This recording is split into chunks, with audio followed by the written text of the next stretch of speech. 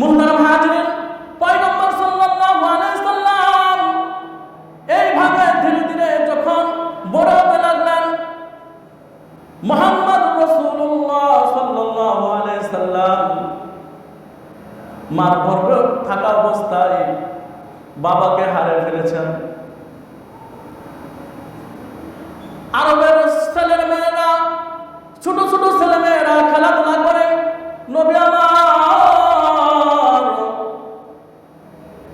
নিচের দিক তাকিয়ে থাকে, বাবার কথা মনে পড়ে যায়। নবী আমার নিরাপত্তা অবলম্বন করে বাবার কথা মনে পড়ে যায়। ধীরে ধীরে নবীর বাল্যকাল কেটে গেলেন।